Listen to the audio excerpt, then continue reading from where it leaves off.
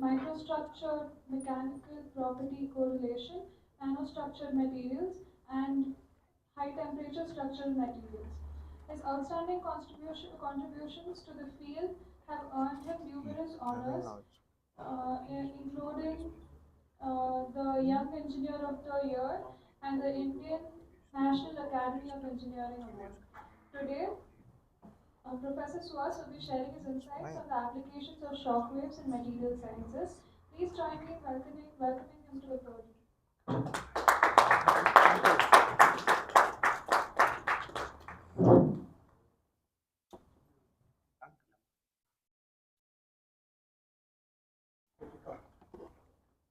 Yeah, it's coming, I suppose. Yeah, that's full screen.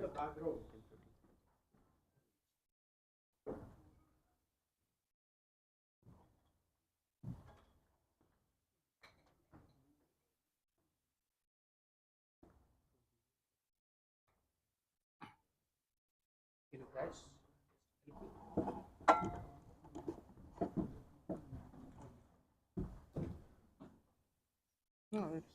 Uh, I think it came once. You give a blank face, no? Right click and check the background you change. Somebody change. Wait. One. Resume.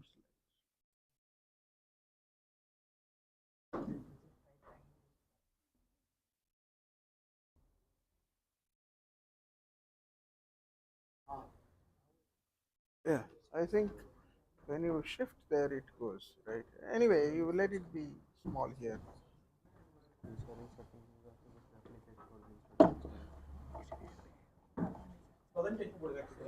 Right.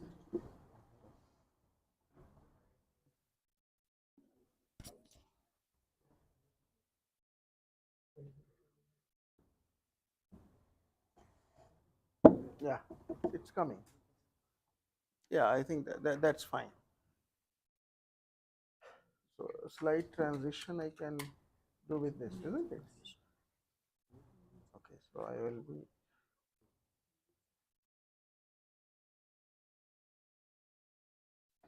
Yeah.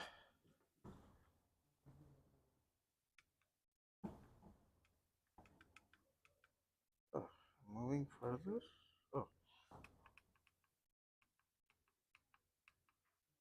right.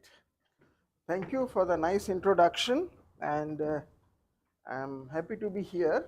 And I can understand that there is little interest in aerospace engineering students in materials, but I can tell you all the work that I'm going to present here is done by students who are doing PhD in aerospace engineering, and they are we have all the students jointly with Professor Jagdish Gopalan. So 3 students work together, and all of them are aerospace engineers. So there is a lot of things to do. I also wanted to tell you that it doesn't matter what you study, you should collect knowledge from wherever you are, right? Because you never know what you are going to do tomorrow, right? So just with this brief background, what I am going to talk to you today is the deformation response of metal to shock loading. So this is, I will give you a little bit of background, and then I will tell you what we have done in this field. So I think all of you know now that shock wave is associated with steep rise in pressure and temperature. Whenever you give shock to the material, it just the pressure rises substantially and for a very short time, and it comes down. And there is also a consequential increase in temperature. It goes up to several thousand degrees Celsius, but still the material does not melt because it stays there for a very short time, and this time scale is lesser than the inertial time scale for any material to undergo any transformation.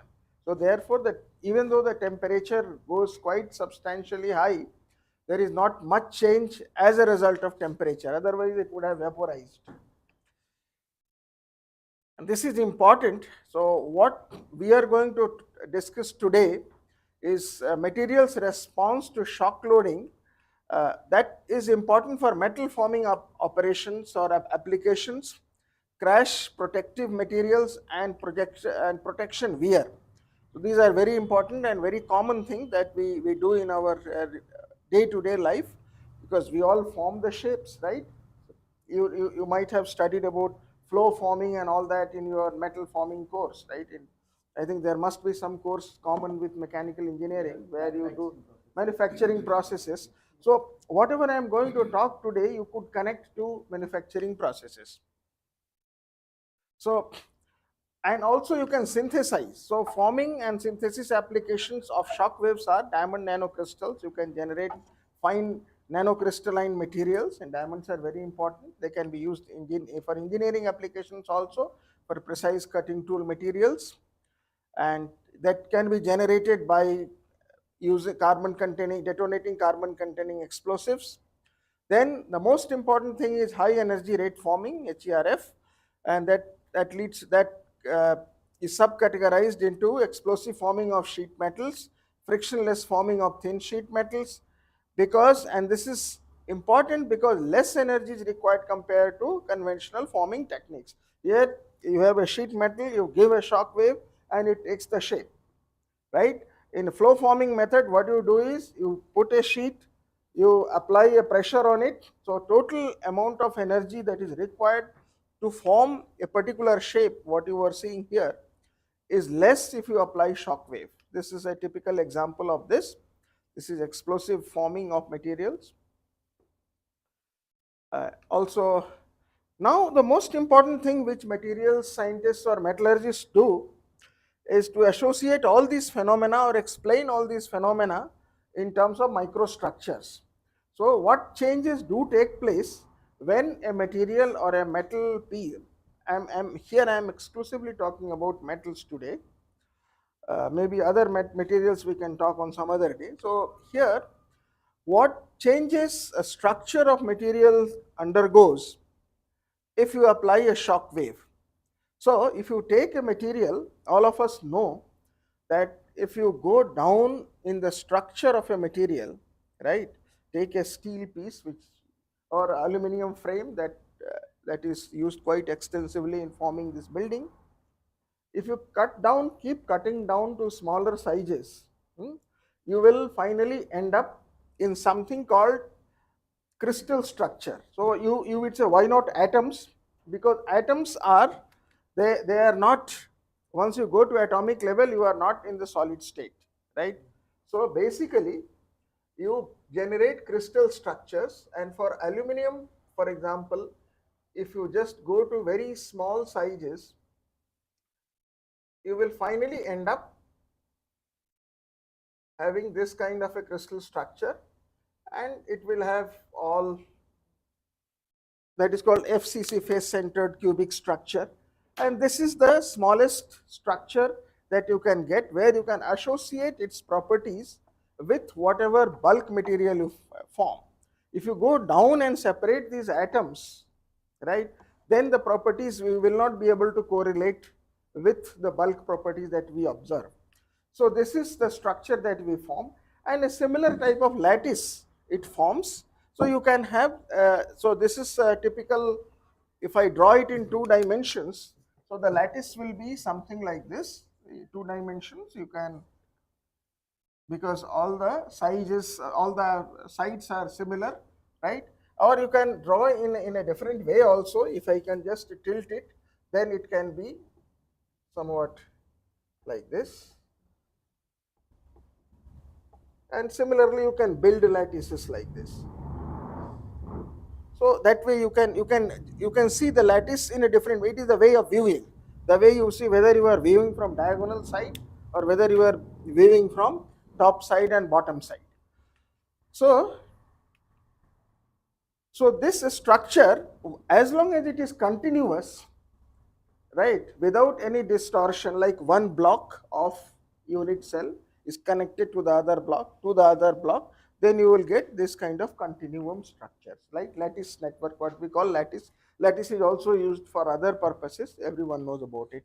So this kind of, but the moment you apply a distortion in the material by any external factor, this lattice shape or structure changes. So that is what it happens if you apply a shock wave. This kind of a lattice, which each one corresponds to some face or some plane of a basic crystal structure, it changes. And these disturbances that we are seeing here is that manifests in terms of discontinuity in the lattice, and that is defined as what is called dislocations in structures. So dislocations are also very commonly known. If you would have studied strength of materials, so there I think this is, or basic material science, it is told. So this is a kind of discontinuity that you bring in. So these are the, wherever there is a discontinuity coming in as a result of shock, the dislocation structure gets generated. Dislocations are, as such, they are defect in the materials, but once they are generated, they also provide strength of the materials, right? And not only the strength, they also enhance the formability of the material, because they contribute to a phenomena called work hardening. If you generate more dislocation, your material gets more work hardened, and therefore you can form it to larger strains. The more dislocations you generate in the material before fracture, you can form the material to that larger strain. Like a smaller material you can make, like in copper, if you just take, you just pull it, you can make very long wire, right? That is precisely because the rate of generation of dislocation is very high. Your shock wave also does the same thing. Once you give a shock wave, even though shock waves are, the energy of the shock wave is such that it is in the elastic region, quite a lot in the elastic region, but after the after effect of, once the shock propagates through the material, it leads trailing dislocations, and also it leads vacancies in the material, and these vacancies cluster together and form dislocations, and that facilitates further forming of the material. So this is what it is. Then you can see here that there is a shock loaded copper, the stress strain curve of shock loaded copper. You can see here how the flow stress enhanced. For example, this is your annealed copper, which is tested at uh, 10 to the power minus 3 per second strain rate, normal tensile test. OFE copper was tested, and now if you just subject this material to shock and then you start deforming it, you will see that the stress levels are much higher. So a shock treated material is always stronger than a normal annealed material. Right, there are several phenomena. I will not delve into these details because this slides are uh, made for a different purpose. But this phenomena is observed in most of the materials, and it is a temperature dependent phenomena, because right. How do you do the, you have a very bulk material. Right. So how do you do the shock for the entire material you want to do? So shock waves propagate, and as long as they are able to pass through whatever distance they are able to pass through, they are affected by shock, right? So we have, I will show you in my subsequent slides that we have made cups and some kind of hat shaped samples after giving shock, and the effect of shock waves is experienced at all levels of the material. Now, if at all the shock waves are attenuated during the passage of material, that means you will not see the geometrical change in those materials. So either the whatever you see as a geometrical change, that is one thing. Now second important thing, as you said, is the energy, the shock energy absorbed in the material. So what I am going to tell you here is not that energy level. That also can bring in lot of changes in the material, right? Phase transformation, structural transformations take place. Particularly, lot of things have been investigated with regard to ferroelectricity, piezoelectricity in material, piezoelectric crystals. If you subject to shock waves, they they show enhanced ferroelectric performance or piezoelectric performance. So that is a different thing. That is all because energy that is needed, that makes some internal changes, right? And one particular structure changes into another structure. Particularly for iron, if you iron has a BCC structure at room temperature, ferrite structure, if you give shock wave, it transforms to gamma iron. So there are structural changes that are possible, but what I am discussing is wherever you see visible changes, right? You have a plate, and that is what precisely the experiments we did in Professor Jagdish's lab. I have a plate, I passed a shock wave here, and it becomes a bent shape, like it forms a hat shaped material. And then we examined, because we have not done anything else, just shock wave, and then we examined the effect at various places. What are the effects it has manifested in the structure? So we particularly we examine the microstructure of the material, and we see that the internal structure gets very heavily modified.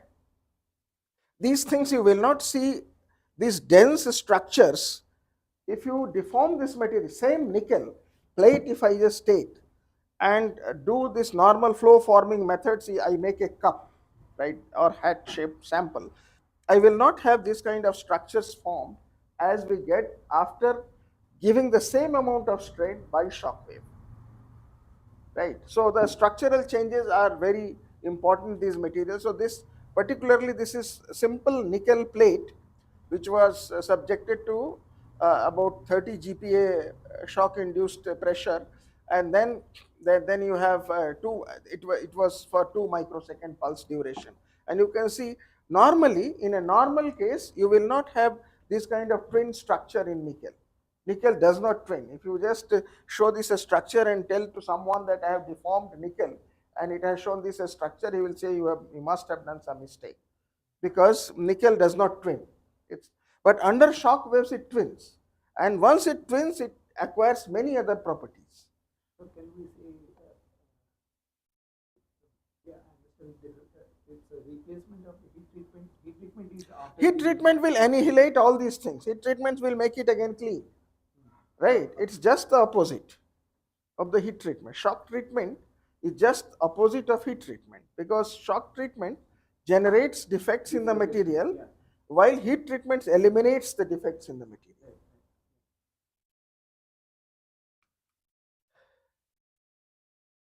So generally, if you just apply a plain shock on a material, right, then it, depending on what kind of material it is, it responds differently.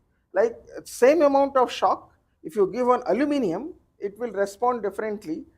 On nickel, it will respond same amount of shock, it will respond differently, and then it will respond differently on stainless steels, right?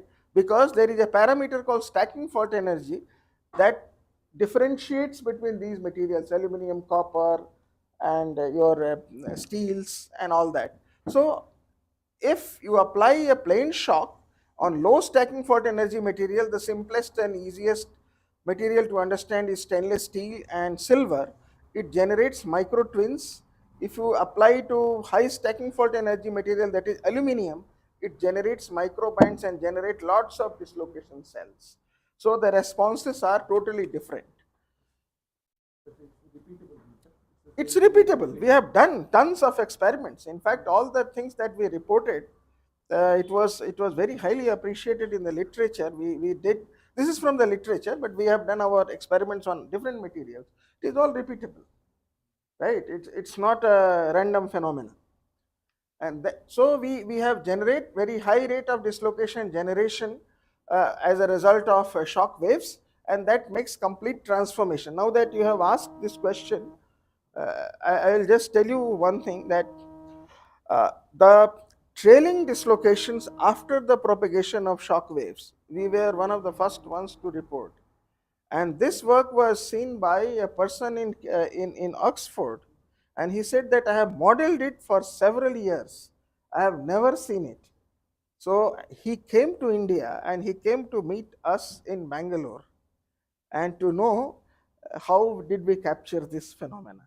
So this is a very important thing, again joint work with Jagdish and myself, right? So there are also other things, like these are defects that are generated. So one is dislocations, that brings a linear or planar discontinuity in structure. Another one is defects, point defects, where just one atom is missing from one of the sites, lattice sites. And then this kind of effects also can be seen, and they form a different type of structure. Vacancy loops in aluminum, this is shown. So these structures are very, very important, and they all. Then there is something called adiabatic shear bending. This is a very important phenomena, and it is particularly since aerospace is very close to defense, and defense is very uh, this is very important phenomena in defense. You know, there is something called shape charge liners, where people, the detonators are filled in and projected to hit the target. So in those cases, this phenomena is used because the detonation generates shear bands in the material, and these are the shear bands that leads to a particular shape of the material. If it exceeds the limit, then it can also break. So this is also shock waves are also responsible for generating adiabatic shear bands. And this is another example, spherical shock crater formed using 6 kilometer per second projectile. So this is again an unusual structure that was reported in these materials. Now if you generate, now there are certain other things that happen. If your heat dissipation, sometimes we discussed about thermal effects. Now if you just apply shock waves and you have effect here, you will see that as a result of this is one classic example of trailing dislocations. So you will not have so much of dislocation surrounding the shock where the shock has actually hit the material, but surrounding that there is lot of dislocations generated, which upon thermal treatment or as a result of the material's condition or loading itself, it will have a, a kind of a structure which is completely annealed. So this is the shock treated area, and around that you will find an annealed structure, right? Because the dislocation accumulation has taken place in this area as a trailing effect of shock, and then they have led to the enough driving force that led to recovery and recrystallization of the material. Well, I will also depends on shock waves response also depends on orientation. For example, if this is the cube, if I give a shock wave from here, it will make a different response. If I cut it across and put along the diagonal plane, it will be different. So for a single crystalline material or a directional material, the shock wave response will be different. And that is actually our, if I focus it too narrow, then it will be our research that we can say. Here particularly the material which has been subject, the four type of structures that are shown are from four different regions, right? And this is something that depicts orientation, and different orientations lead to different types of substructures. So normally this is just for students because many people they do not understand this we call as a texture, right? Texture in the material. In texture, what we do is we have any sheet material that if you take, right, as I was giving you example of the aluminum frames that constitute this, or your garbage bin here, which is made of stainless steel. If you take it, cut it, polish it, you will have a structure like this. So where after a certain extent, if you polish it, where you can hold it even that small scale, and then you just put some chemical, you will find some grains here, right? So you will have a granular structure.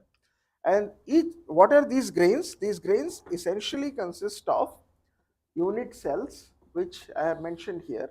But why they are different grains? Because all unit cells are not arranged in a similar manner. Some unit cells are put it just like that. Some unit cells are tilted. Some units, so that makes them different grains. But structure in all the cases is the same.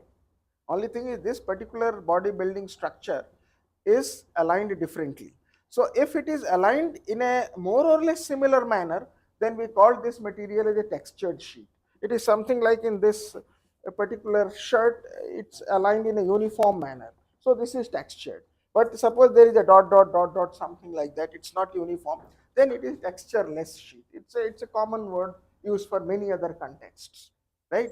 So similarly, metals or materials also have a similar type of texture. You can have grains with similar orientation and grains with different orientation.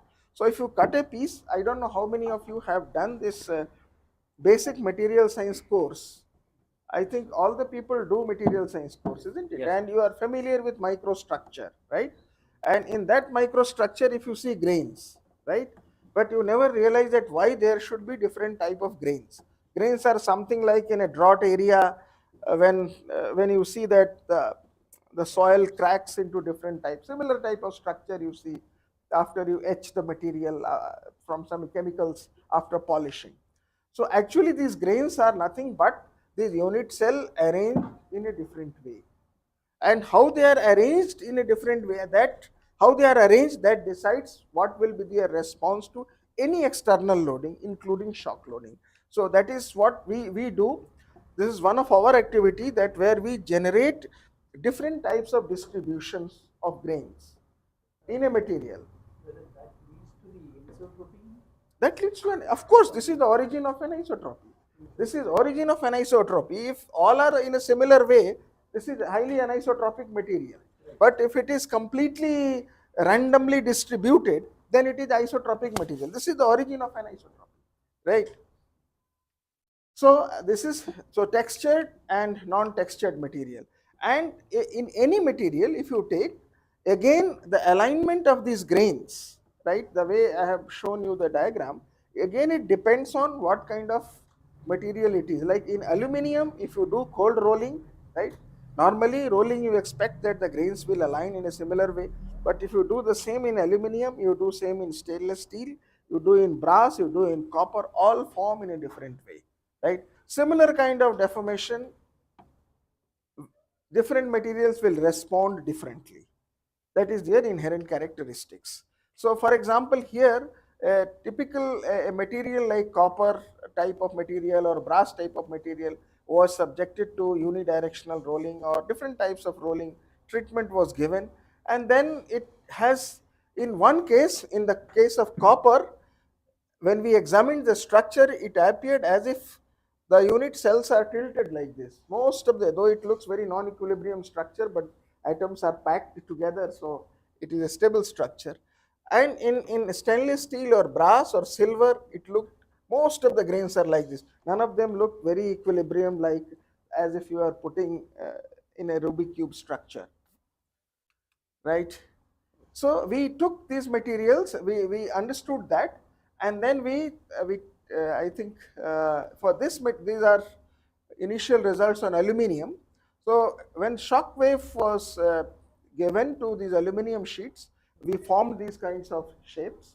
And as I was mentioning in the beginning of my presentation, that these were the initially cold rolled and annealed samples. We wanted to make the texture as weak as possible, and then we subjected them, and of course initial defects were annihilated, and we subjected them to the deformation of this kind, and we examined, because you know that the strain will vary from here to here, the entire strain will vary, and then accordingly different pressures were applied, and then we saw how the response takes place. So this is one way to read. This is a something called pole figure, and these pole figures are basically, if you are able to understand pole figure, for that you have to go through my NPTEL course that is uploaded somewhere, right? So you can just go through it, and then you will see that these are the structures. Those who are experts, I can easily see that if this kind of a pole figure comes, that means most of the grains are aligned in this particular manner. If this is of this kind, then it will be aligned in a different manner. So you have a different type of initial orientations generated in the material, and then when you apply to shocks, you will see that the grains respond completely different. This is the initial one, and the moment you apply shock, you will see that in the first case, for example, when the highest pressure was given, you see that the structures have formed lots of initial defects. These are our results. So initial defects have formed, and then you have you have these are some of the precipitates which have appeared in aluminum, and That is the way it is. Then we examined copper. We examined copper, and again we have examined different regions here to here, and this was again a dome formed here. The structure was like this. Different types of structures were generated. Here we also saw lots of twins, as I have shown in the example slide for nickel. Lots of twins were observed in the case of copper in the initial case, and as well as you see that now if you carefully examine, you will see that not all the colors are maintained through and through. The colors change. Some colors become faded away, like for example this violet type of color, it becomes very faint. So that is an indication of that this grain has acquired more dislocations. More dislocations means more fainting of these colors have taken place, right? While green grains are always green. So that means that is a stable orientation against shock wave.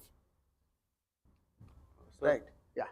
So which material property can be attributed to the position of the grains? Like you said, in aluminum it was lower, and in steel it Right. was So slightly that is higher. there is something called stacking fault energy.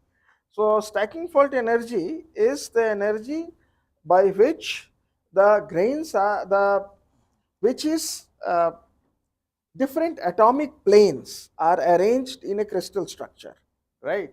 So even though they are all of similar crystal structure like FCC or BCC, but the the way they are packed together are different, and the packing is always associated with some amount of dislocations, because it's never if you are not dealing with a single crystal, you will always have, if there is one dislocation present in the material, whether this how much this dislocation will shift or deviate a local structure from its ideal position, that is decided by that stacking fault energy. So since if you apply a deformation, it will generate dislocation.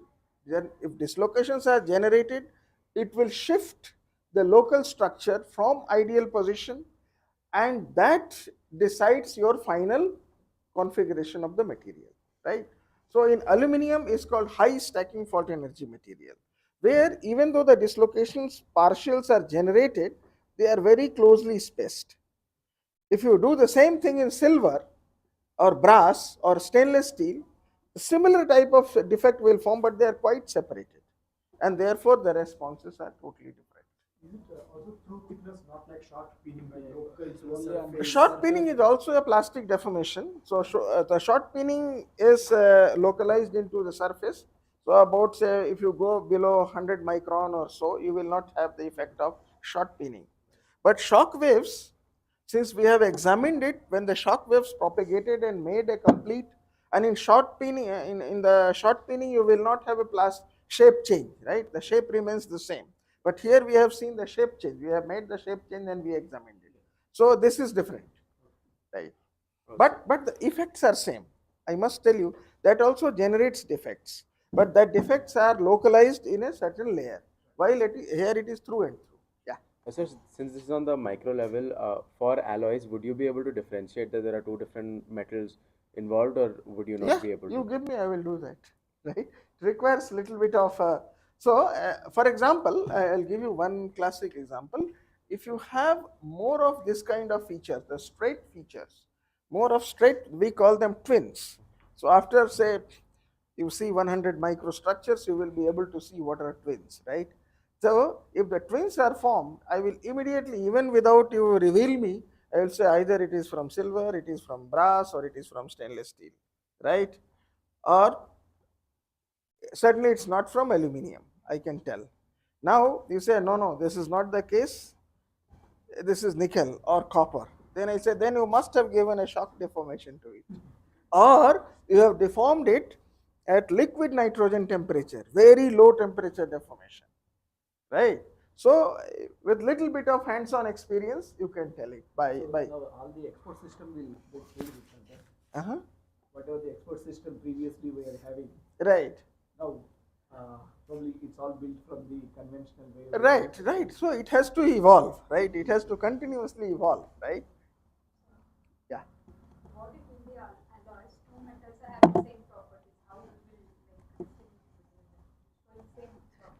I did not get you. Once it forms an alloy, it is one material. There are no two metals. It's not composite. It's not composites. The twins are not chemical segregation. They are structural changes, right? It's not like suppose you make a cut in my shirt, right? So it is something like you make a cut in my shirt or I draw a line. It doesn't mean that the blue dots get on one side and white dots get on one side, right? It's the same. It affects through and through. So it becomes one material.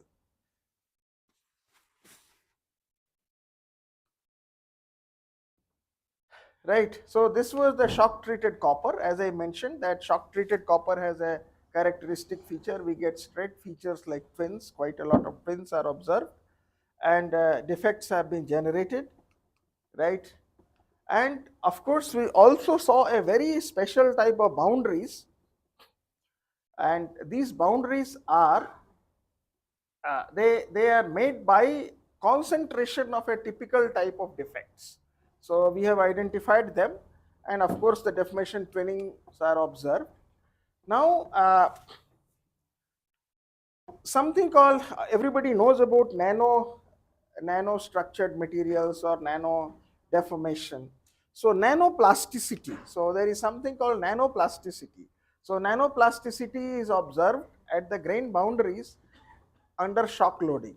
So what your professor was asking that whether the short pinning can also lead to a similar structure as bulk shock deformation. So in this, if you don't do actually laser shock pinning, I think I was talking to you, no? Laser shock pinning. Laser shock pinning gives rise to, this is a that leads to nanoscale plasticity at the surface. So that does not lead to overall deformation, but it modifies the surface structure in such a way it leads to some type of atomic arrangements, generate defects in such a way that it imparts the property that is desirable for that material, and it's quite useful, right? It makes your material wear resistant, corrosion resistant, all kinds of good things are attributed, right? Right. So we did some more experiments. So this was one example experiments that I have shown you. Then we had to study lots of other materials, and we thought that because the in original shock tubes, if you have visited Professor Jagdish's lab or Professor KPJ Reddy's lab, it was having a big shock system. So there was another student who worked on generating miniature shock samples because we wanted to study lots of materials including silver and all that, so I can't have a big plate of silver to study. So we have a very small shock generating system, and then we subjected as a material wise what is the response we examined, and so this was the system. And in this case I am just showing you the example of nickel. So particularly nickel was produced in a different way. There's two levels of deformation it was subjected to, and then we have examined the changes by X-ray diffraction as well as electron microscopy. So this is microstructural analysis. You can see that the same material responds in a different way. Like this is initial material structure. When subjected to deformation, it has given rise to a transformed structure where some grains are stable, some have transformed, and another material has also responded very differently. This was the initial material, and for one level of deformation. So the response of this material is totally dependent on whatever was initially, but it is not exactly the same, right? For nickel case, lot of strain accumulation has taken place locally, right, in somewhat similar to what we can draw analogy from shock peening. So this was done, and then further analysis has led to different kinds of dislocation substructures that have formed. So these are very detailed structures.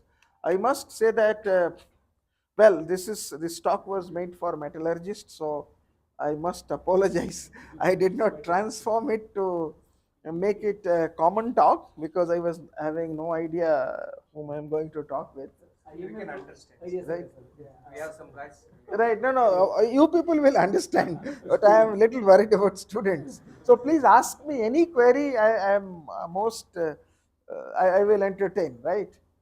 This picture we are seeing last it is IMF image. IPF, IP. IPF image. So, whether you use some software to give the No, color or so this is called orientation imaging micrograph, right? So what happens that the moment you irradiate a surface with electrons, again depending on which plane is it falling, right? The response will be different. The output, because basically how do we see? We irradiate, like in optical micrograph also, we put an optical beam and it gets reflected. So we record the output there, right? And so similarly, electron beam, if you irradiate, based on the planar density of atoms here, or the density of planes due to atoms, scattering phenomena is different. So each grain responds differently to irradiated electrons. So the output is different, right? Even though same electron beam is subjected to the surface, the grains are different, their atomic distributions are different, so therefore they will respond differently. So the colors are indicators of that, right? So this color, for example, green color is generally, if you are examining, see, exact diagonal cut if you make in this structure, right? So, and you are examining from here, that means the cube diagonal, if you are examining from normal, then you will have a green grain, right?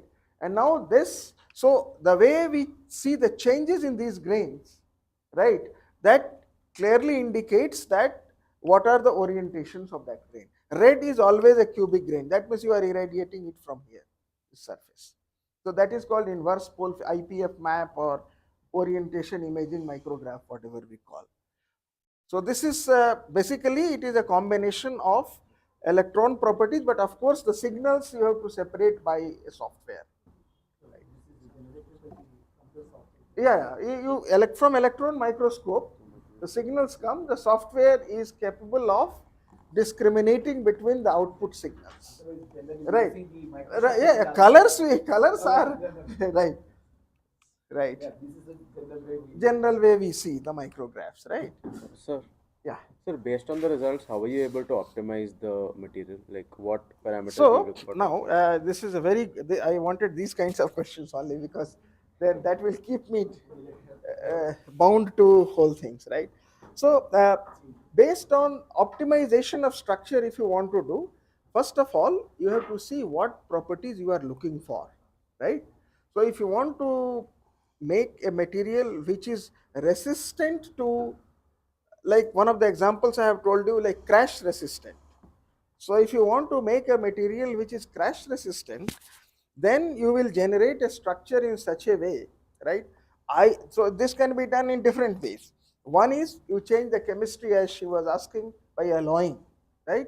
So you alloy a material in such a way that it responds differently. That is one way of doing. Another way is then it will have a crash resistant properties. Another way is you orient the grains in such a way as we have been doing in this whole exercise. Like we cannot do it like if you roll a material, anneal a material, or you do forging or extrusion, all will lead to some kind of orientation changes. And depending on what orientation is subjected to the loading, like here, so the crash, the surface grains should be such that they should be most resistant to the impact that you are getting. And how do we do that? This is very fundamentally related. All of you have known Smith's law, right? That is there. So the whole origin of orientation dependence of strength comes from there, but that is only for one crystal, right? Because you make a crystal there and then you make a closest packed plane and you just make relationship between sigma s and sigma tau, right? That phi and psi angle, right? So that is basically, there are millions of Smith's law samples that are assembled together to generate a surface, and overall collective response of that manifests in terms of this, right? So you get here, again for copper, you get these responses. We did the same thing with austenitic steel. As I said, it is totally different. The austenitic steel, in all the cases, it has very clear 1-1-0 orientation. On deformation, the response was totally different. The grains became completely elongated and lots of twins were formed and lot of strain accumulation. These areas, these are little finer things to analyze, but I wanted to convey that the overall response was totally different. And we examined, this is just how do we do research, just to tell you the methodology. You may not appreciate the end results, but each grain we isolated, right? This is from software, as you said. So we each grain and how each grain has come to a division of grains, right? Each grain gets divided, how each grain accumulates a strain, we have completely analyzed it for the whole material. So this is one. And then overall, we have proposed the mechanism under shock loading, where initial material is there. It is subjected to shock waves by shock passage. It leads to homogeneous homogeneous dislocations or defect generation. Then finally what happens, the structure relaxes because it's a transient structure sometime. But it is a mixture of a transient structure as well as permanent effect. So initial, what happens, the theory of shock propagation through metals says that ideally it should be transient, it should be reverted back. But the after effect or the trail that it leads to is that leads plastic deformation, right? So this plastic deformation uh, finally persists and relaxation takes place. So immediately if you see, there will be a large amount of dislocations, but after shock wave propagation, due to relaxation effects, due to trailing expansion wave, dislocation structure prevails, but it is less.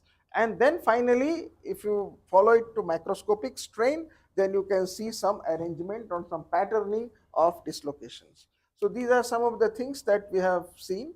So basically in this investigation, we saw that the texture or the patterns that they develop, or I would say the preparation of surface for a certain application that we generate is a combined effect of deformation, geometry and materials parameters, and it is observed to be strain dependent. And of course, this is a texture jargon, so I'm not going to talk about this. So, and we have seen annealing twin boundaries that that transform to high angle random boundaries due to dislocation pile up. So the twins get transformed, they do not remain twin all the time. And then the material properties are totally different, like nickel. Nickel leads to cell formation, austenitic steel leads to homogeneous dislocation, and sparsely distributed thin deformation twins, and they are all having a they are having orientation preference, right? So like for example, twins in austenitic steel is a non 110, they form in non 110 grains, and they finally acquire 110 plane orientation, and then we have overall gamut of these deformation. So this is what I will tell you, that if you subject a metal to shock waves, if you increase the shock pressure, initially with a little shock pressure, dislocations will generate, then micro twins will form, micro shear bands will form, and some systems, not all the systems, metallic system only iron forms, but you have to have more than 1 gigapascal pressure here, then it will transform to the structural transformation will take place. These will take place about few hundred pressures, by 200, 300 megapascal pressure also. These phenomena will take place, but if you really want to change the material structure, then you have to treat them with a very high amount of shock wave. So 1 gigapascal plus pressure is required for transformation of structures. So these are overall response of shock waves, but I must say that I have made this presentation for a metallurgical audience, but I think I am quite open to questions. Any question you want to ask, I will, irrespective of this, I will respond to that. Please, sir. Yeah, two questions. One is, have you done a similar study on composites? How composites? We have not done a study on composites because particularly the shock propagation through, you mean metal matrix composite, metallic composites? No, so we have not done anything. First of all, I never worked on any polymer based systems. So polymer deformation I am not familiar with. But if I say that even though we have not done it in metal matrix composites, but metal matrix composites response we know, because here the matrix and precipitates, or the strengthening phase, both of them will independently respond. Only thing that will happen is it will have a very large amount of deformation, and then it may lead to, so we have to define a damage criteria, right? Right, so that has to be there, threshold has to be there. Second question is, suppose I want a certain preferred distribution of distribution. Can I tailor a shockwave to do it? No, so you can by shock waves you cannot do it. Shock waves will not, shock waves basically that will enhance. But the if you want a certain type of orientation, the initial material you can tailor. That is done by known principles of plasticity. You can apply certain amount of deformation in terms of directions, like rolling reduction per pass, or intermediate annealing and rolling. That treatment you can do. So initial surface you generate, then you give shock wave, then it will, the effects will amplify or attenuate. But the seed has to be sowed in the initial material itself, right? Shock waves will give kind of a ambience and fertilization to respond, right? But the seed has to be from the initial material. Is there any combination of the shockwaves? Combination of? We have not studied it, and in fact we never thought about this, right? We are just seeing one type of shock waves, right? The good thing. Both the sides we can imagine, both, right? Both this, yeah. It will, yeah, so both sides it will, the effect will be there. So normally initially it happens that there is an attenuation of shock waves, so it will have, so probably the attenuation will be somewhere, it will meet both the sides, and that it's an interesting thing to study. Yeah, good. So what is the future scope, probably after 10 years, where we can land as a shockwave research? Well, this is, I am not the competent person to talk about. Probably Professor Jagdish or KPJ Reddy will tell you this, because they are, we are like satellites, right? They are the stars. So what we do is, so they connect to us, like so they connect to biologists, to they extend one arm to biologists, and we are metallurgists. So they provide us a platform to examine the response of metals and non-metals also. We have, as I said, one of our colleagues is studying this piezoelectric materials response. So we are just interested in knowing the change in materials. But I must, one thing I must answer you is, it is possible to extend the use of shock waves in making more tailored engineering applications, right? There is a scope, and this is a virgin area. It has not been explored very extensively. In fact, we went for it was just a casual meeting with Professor KPJ Reddy. So if those who know him, he's a very interesting person, right? So he's a very interesting person, and very quickly, unlike many of my colleagues in ISC, he is not formal. So very soon he becomes informal, and we discussed. I think we met in our coffee place. Somebody introduced, and he said, "Hey, why don't you come to my lab?" So I went there. Some such senior colleague is calling. I went there, and then he explained all that, and then he told me, "I will introduce you to Jagdish, who is of your age group. I think you should work together." We never had any plan to work, but again the whole thing was so welcoming that then I went to the literature, whether someone has studied the effect of shock waves on metals. In fact, what he has done, Before that, there was a student who has generated these kinds of cup shapes. Right, right. Oh, you did it. BIT Mishra. BIT Mishra, na? The thesis was, oh, so see, so, right. So, right, in aluminum sheets, na? So his samples were shown to me. He said that, can we analyze something? Then I said that first you have to tell what is the initial condition of those samples, then only I can do systematic metallurgical investigation. Then he said that you bought from market some aluminum sheets, so those conditions might not be very stable. Why don't we get some new student? And so there was a MTech student, we told him, and he did exactly similar experiments as you did, but on in a controlled way. And then we got some interesting results. Then another PhD student was inducted, and we got on different materials, and we got marvelous results. For whom professor came from Oxford to examine that what he simulated we have published. So that is the way it grows, right? Oh, it's nice to meet you. Your samples were the first inspiration in our collaboration. To examine, what is the minimum size of the sample For what? Examining of? for the shock now currently? Currently, I think they have a smaller sample, a smaller shock tube also. 4 mm. Right, yeah. Thickness? Thickness, basically 1 mm, less than 1 mm is quite suitable. Then you can give large plastic deformation, right? Still, I'm having aluminum graphene. Right. Extruded Now material. another shock tube over again the third joint student has built, that is underwater. Underwater he has generated. There even larger shock pressures can be given. So that lab is very Larger underwater shock. underwater shock. Larger area. Larger area, no, larger amount of shock pressure, the gigapascal range. So none of the shock tubes which are lying in Professor Reddy's and Professor Jagdish's lab, they go in gigapascal range. But here with this new tube, you can deform by gigapascal range. Right. Right. Right.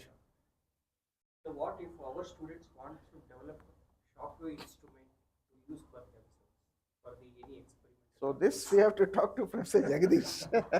What is the clearance? He is coming here. He has already done his job. He came yesterday. Yeah. Ready. Oh, very nice. It's become viral now. Right.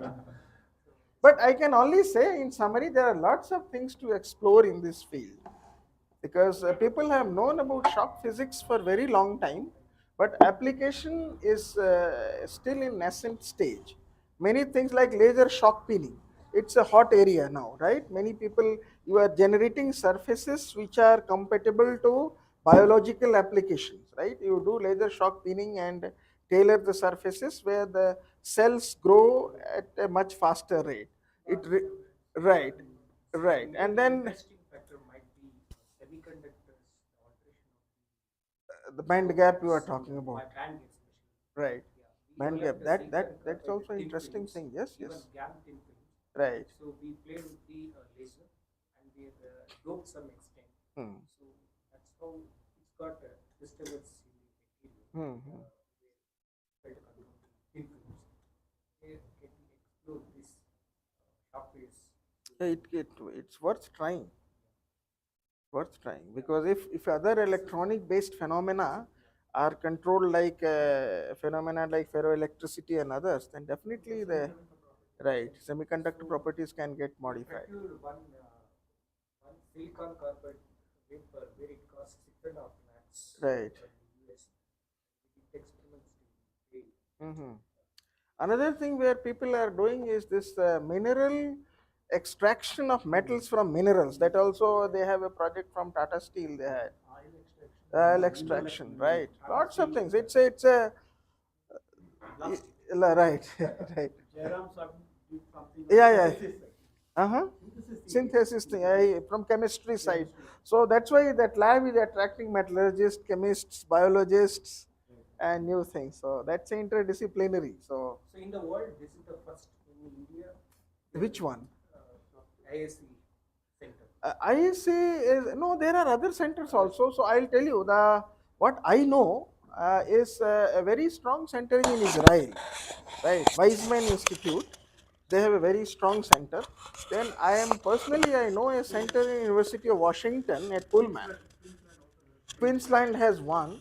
Then we have in Germany, in Aachen, Professor Oliver's group.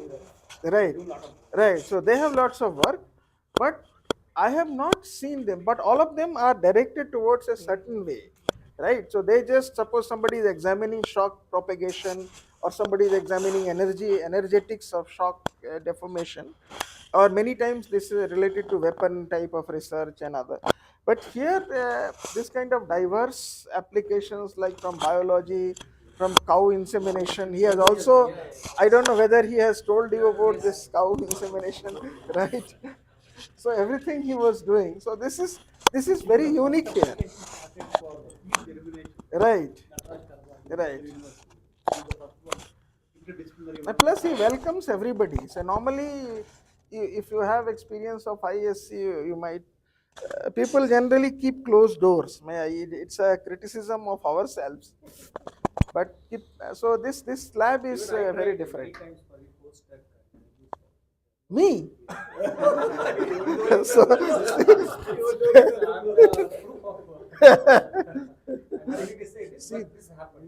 see actually what happened. I'll tell you. And same thing will happen to all of you. See, we receive in general about 200 plus applications uh, every year for postdocs, internships, and all that. If I start responding to each of them, my whole time will go in putting this. So we have made a folder. So now, if suppose somebody comes with a known reference, then I particularly tell that you write in the subject matter reference XYZ, then I will read it. Otherwise, this guy, right.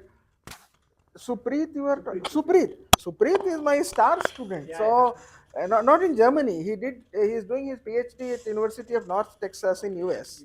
Right. So he published a paper. Right. And then he was an exceptional student. I really like such students. He came again, like everybody. I did not entertain him. Similar thing. Then he went to Jagdish, so, and then he came. He told, "Sir, you give me some topic to read." Okay, just to avoid him, I have given him something. Okay, go read and come back. Again, after say 2-3 weeks or 1 month, he was there. Sir, I have read. Can you ask me some questions? Right, like that. And that guy has read each and every word and understood. Not only read, he went to the cross references and he tried to understand within whatever he could. I can't say that he could answer, but I could see a real honest effort in learning. Then I told, okay, now I will allow you in the lab. So, and when he was studying in Amrita, every day he was coming at 5:30, 5:50 class. He was coming back by motorcycle, going home, and coming to lab until 10 o'clock. He worked for 2 years like this, till 10 p.m. And that is how he could publish papers. So when he applied to Professor Mishra in North Texas, Mishra ji asked me how do you rate him? He's the best, and he was admitted. Yeah. So very sincere effort. So I always say that nothing matters except sincerity and honest efforts. Nothing else matters. What you have learned, what you have known, what you have not known, nothing matters.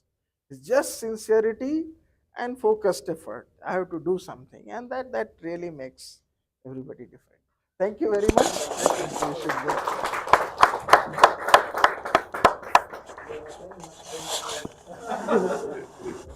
Thank you, sir.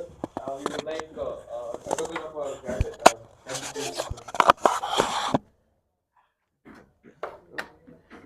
Oh my God.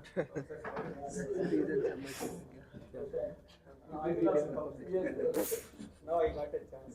Yeah, now that we discussed, you can always come and we can discuss something interesting if you want. See this. Follow me. I think this is yours.